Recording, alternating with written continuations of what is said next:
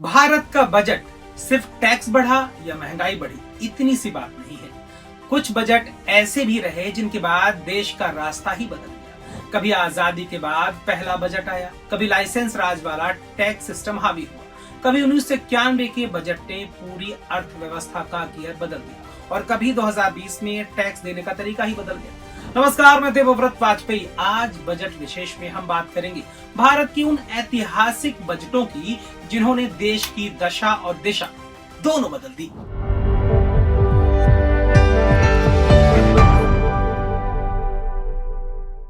भारत का पहला बजट 1947 में पेश किया गया था। इसे तत्कालीन वित्त मंत्री आर के शनमुखम चेट्टी ने पेश किया। यह बजट 15 अगस्त 1947 से 31 मार्च 1948 के लिए था, यानी करीब 7.5 महीने का।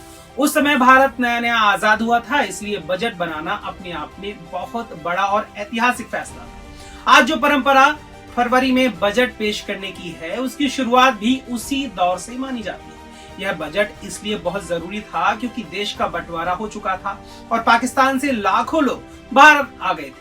इन लोगों के रहने, खाने, सुरक्षा और रोजमर्रा की जरूरतों की जिम्मेदारी सरकार पर थी। सरकार के पास पैसे का कोई साफ इंतजाम नहीं था, फिर भी बजट के जरिए यह तय किया गया कि खर्च कैसे चलाया जाए। पहले बजट में सरकार को घाटा हुआ, लेकिन इसके बावजूद रक्षा, शरणार्थियों के पुनर्वास और खाने की सप्लाई को सबसे ज्यादा प्राथमिकता इस बजट में दी गई।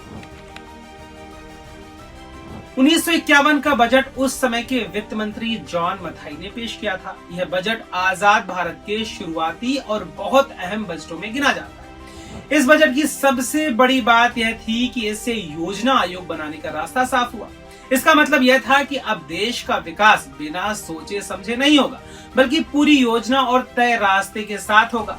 खेती, उद्योग और शिक्षा जैसे काम अब योजना के तहत आगे बढ़ाए जाने। उस समय आजादी के बाद देश के सामने कई मुश्किलें थी। महंगाई ज्यादा थी, गरीबी थी, उत्पादन कम था और निवेश भी कमजोर था। सरकार को लगा कि देश में जो संसाधन है, उनका सही इस्तेमाल तभी हो पाएगा जब कोई खास संस्था पूरे देश के विकास की योजना बनाए। इसी सोच से योजना आयोग बना। बाद में जो सड़कें, बांध, फैक्ट्रियां और दूसरे विकास की योजनाएं बनी, उनकी नींव इसी बजट और इसी सोच में रखी गई थी। 1957 का बजट उस समय के वित्त मंत्री टी कृष्णमाचारी ने पेश किया था। यह बजट उस दौर की पहचान बन गया जब टैक्स, सरकारी नियंत्रण और इंपोर्ट पर सख्ती बढ़ी। इस बजट में इंपोर्टर लाइसेंस सिस्टम को मजबूत किया गया। एक्सपोर्ट को बढ़ावा देने के लिए नई संस्थाएं बनी।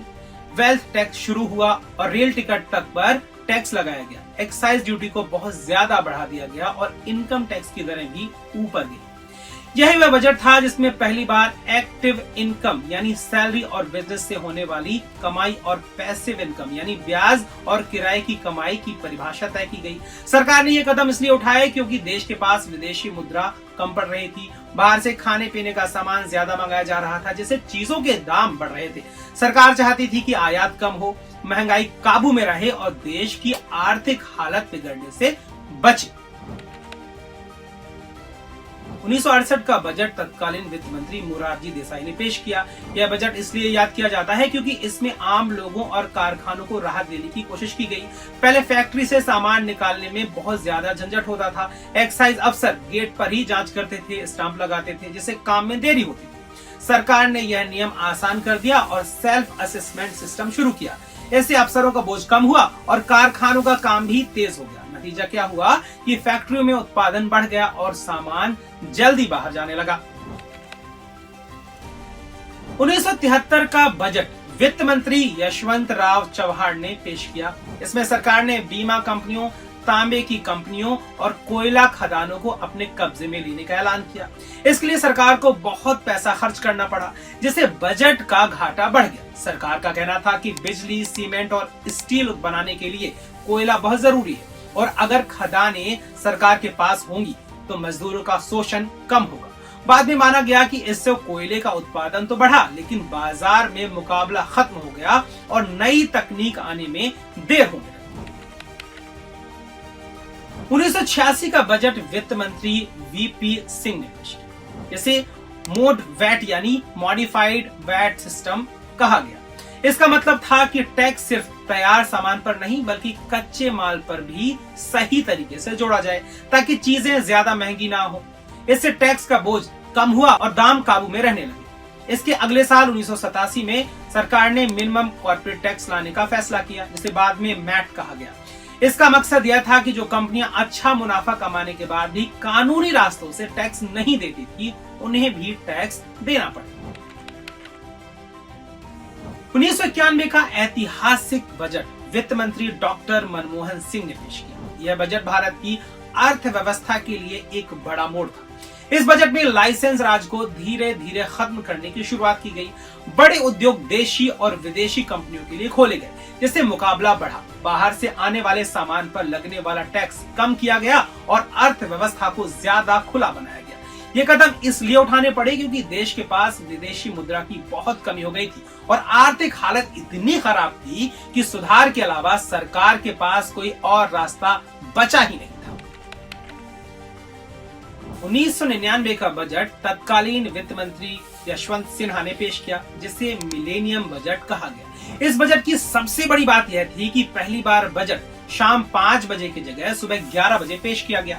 सरकार ने आईटी और सॉफ्टवेयर कंपनियों को टैक्स में राहत दी और गोल्ड डिपॉजिट स्कीम शुरू की। साथ ही सरकार ने बजट का घाटा कम करने की कोशिश की। पोखरण 2 के बाद लगे अंतर्राष्ट्रीय प्रतिबंधों और आर्थिक सुस्ती के दौर में सरकार चाहती थी कि भारत तकनीकी और ज्ञान पर आधारित अर्थव्यवस्था बने और आगे बढ़े।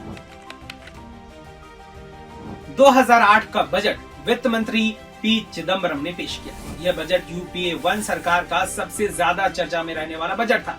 इसे चुनावी साल का बड़ा दाव माना गया। इस बजट में किसानों के लिए 60,000 करोड़ रुपए की कर्ज माफी का ऐलान किया गया, जो देश की सबसे बड़ी योजनाओं में से एक थी। साथ ही टैक्स में राहत दी गई, शिक्षा पर ज्यादा पैसा खर्च किया गया और नरेगा को पूरे देश में लागू कर दिया गया। इससे लाखों किसान कर्ज से बाहर आए, लेकिन सरकार के खर्च बढ़ने से बजट घाटे पर भी दबाव बढ़ गया। 2012 का बजट वित्त मंत्री प्रणब मुखर्जी ने पेश किया। यह बजट सरकार के खर्च और घाटे को काबू में रखने का संदेश लेकर के आया। इसमें टैक्स चोरी रोकने के लिए गार यानी जनरल एंटी अवेडेंस रूल लाने की बात कही गई। सब्सिडी कम करने के संकेत दिए गए और सरकारी कंपनियों में हिस्सेदारी बेचकर पैसा जुटाने की योजना बनाई गई।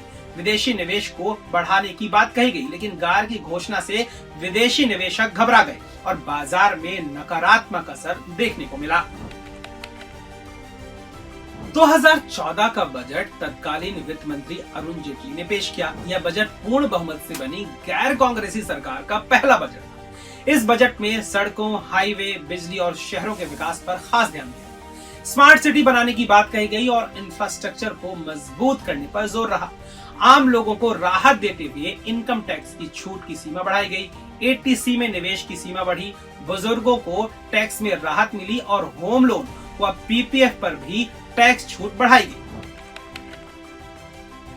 2020 का बजट वित्त मंत्री निर्मला सीतारमण ने पेश किया। यह बजट मोदी सरकार के दूसरे कार्यकाल का सबसे ज्यादा चर्चा में रहने वाला बजट था।